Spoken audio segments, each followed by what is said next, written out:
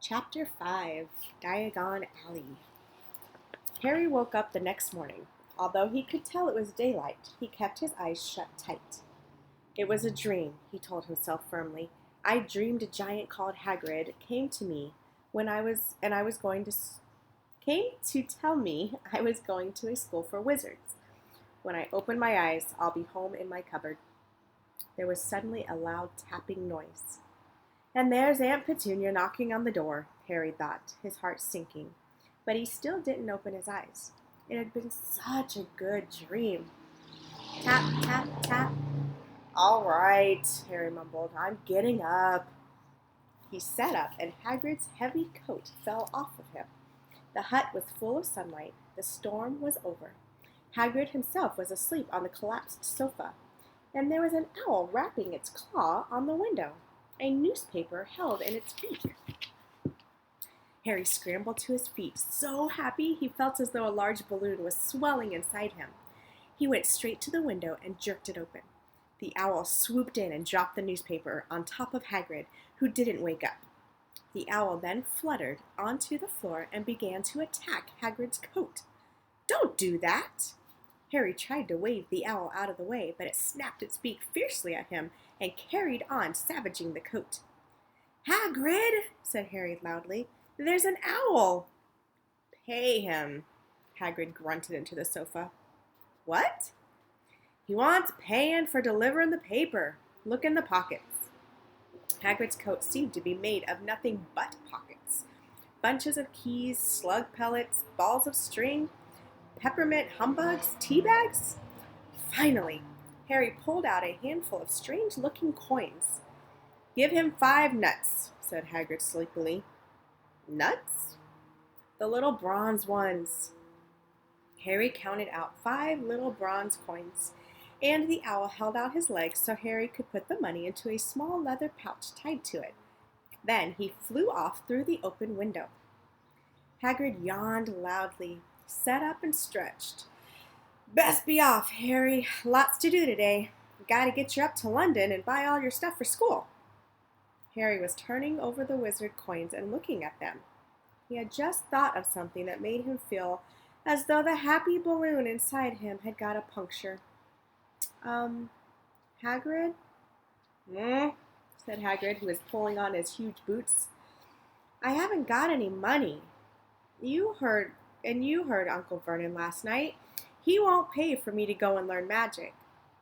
Don't worry about that, said Hagrid, standing up and scratching his head. Do you think your parents didn't leave you anything?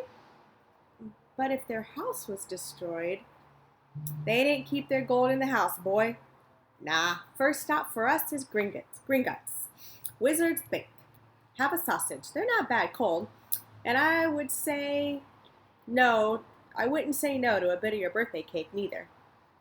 Wizards have banks? Just the one, Gringotts, run by goblins. Harry dropped the bit of sausage he was holding. Goblins?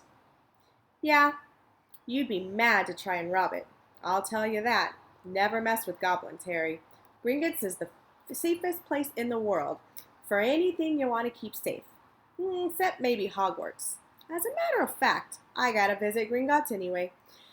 From Dumbledore, Hogwarts business. Hagrid drew himself up proudly. He usually gets me to do important stuff for him. Fetching, getting things from Gringotts. He knows he can trust me, see? Got everything? Come on, then. Harry followed Hagrid out onto the rock. The sky was quite clear now, and the sea gleamed in the sunlight. The boat Uncle Vernon had hired was still there, with a lot of water in the bottom after the storm. How did you get here? Harry asked, looking for another boat. Flew, said Hagrid. Flew? Yeah, but we'll go back in this. Not supposed to use magic. Now I've gotcha. They settled down in the boat, Harry still staring at Hagrid, trying to imagine him flying. Seems a shame to row, though, said Hagrid, giving Harry another sideways look. If I were to, speed things up a bit, would you mind not mentioning it at Hogwarts? Of course not, said Harry, eager to see more magic. Hagrid pulled out the pink umbrella again, tapped it twice on the side of the boat, and they sped off towards land. "Why would you be mad to try and rob Gringotts?" Harry asked. "Spells, enchantments," said Hagrid, unfolding his newspaper as he spoke. "They say there's dragons guarding the high security vaults. And then you gotta find your way. Gringotts is hundreds of miles under London, see, deep in the underground. You'd die of hunger trying to get out, even if you did manage to get your hands on something." Harry sat and thought about this while Hagrid read his newspaper, the Daily Prophet. Harry had learned from Uncle Vernon that people liked to be left alone when they did this, but it was very difficult. He'd never had so many questions in his life. "Ministry o' Magic messing things up as usual," Hagrid muttered, turning the page. "There's a Ministry of Magic?" Harry asked before he could stop himself. "Of course," said Hagrid. "They wanted Dumbledore for minister, of course, but he'd never leave Hogwarts. So old Cornelius Fudge got the job. Bungler if there ever was one. So he pelts Dumbledore with owls every morning asking for advice." "But what does a Ministry of Magic do?" "Well, their main job is to keep it from the Muggles that there are still witches and wizards up and down the country." "Why?" "Why? Blimey, Harry. Everyone be wanting magic solutions to their problems. Nah, we're best left alone." At this moment, the boat bumped gently into the harbor wall. Hagrid folded up his newspaper, and they clambered up the stone steps onto the street. Passerby stared a lot at Hagrid as they walked through the little town to the station. Harry couldn't blame them. Not only was Hagrid twice as tall as anyone else, he kept pointing at perfectly ordinary things like parking meters and saying loudly, "See that, Harry?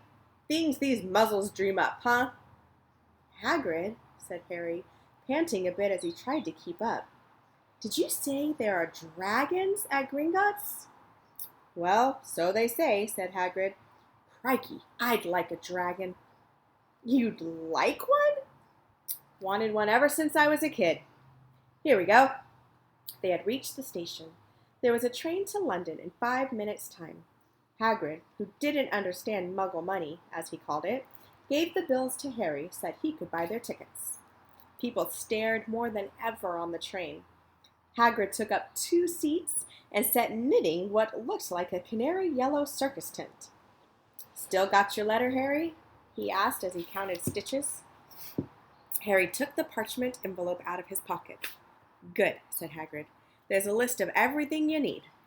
Harry unfolded a second piece of paper he hadn't noticed the night before and read, "Hogwarts School of Witchcraft and Wizardry.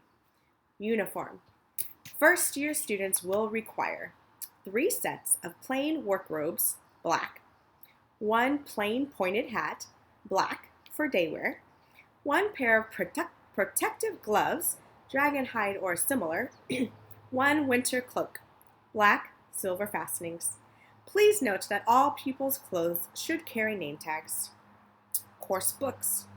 All students should have a copy of each of the following: the Standard Book of Spells, Grade 1, a History of Magic, Magical Theory, a Beginner's Guide to Transfiguration, 1,000 Magical Herbs and Fungi, Magical Draughts and Potions, Fantastic Beasts and Where to Find Them, The Dark Forces, a Guide to Self-Protection. Other equipment: 1 wand, 1 cauldron, pewter, standard size 2, 1 set glass or crystal Felius, 1 telescope, 1 set brass scales. Students may also bring an owl, or a cat, or a toad. Parents are reminded that first years are not allowed to own their own broomsticks. "Can we buy all of this in London?" Harry wondered aloud. "If you know where to go," said Hagrid. Harry had never been to London before. Although Hagrid seemed to know where he was going, he was obviously not used to getting there in an ordinary way. He got stuck in the ticket barrier on the Underground and complained loudly that the seats were too small and the trains too slow. "I don't know how Muggles manage without magic," he said, as they climbed a broken-down escalator that led up to a bustling road lined with shops. Hagrid was so huge that he parted the crowd easily. All Harry had to do was keep close behind him. They passed bookshops and music stores, hamburger restaurants and cinemas, but nowhere that looked as if they could sell you a magic wand. This was just an ordinary street full of ordinary people. Could there really be piles of wizard gold buried miles beneath them? Were there really shops that sold spell books and broomsticks? Might this all not be some huge joke that the Dursleys had cooked up? If Harry hadn't known that the Dursleys had no sense of humor, he might have thought so. Yet somehow, even though everything Hagrid had told him so far was unbelievable, Harry couldn't help trusting him. "This is it," said Hagrid, coming to a halt. "The Leaky Cauldron. It's a famous place." It was a tiny, grubby-looking pub. If Hagrid hadn't pointed it out, Harry wouldn't have noticed it was there. The people hurrying by didn't glance at it. Their eyes slid from the big bookshop on one side to the record shop on the other, as if they couldn't see the Leaky Cauldron at all. In fact, Harry had the most peculiar feeling that only he and Hagrid could see it. Before he could mention this, Hagrid had steered him inside. For a famous place, it was very dark and shabby. A few old women were sitting in a corner, drinking tiny glasses of sherry. One of them was smoking a long pipe. A little man in a top hat was talking to the old bartender, who was quite bald and looked like a toothless walnut. The low buzz of chatter stopped when they walked in. Everyone seemed to know Hagrid. They waved and smiled at him, and the bartender reached for a glass, saying, "The usual, Hagrid?"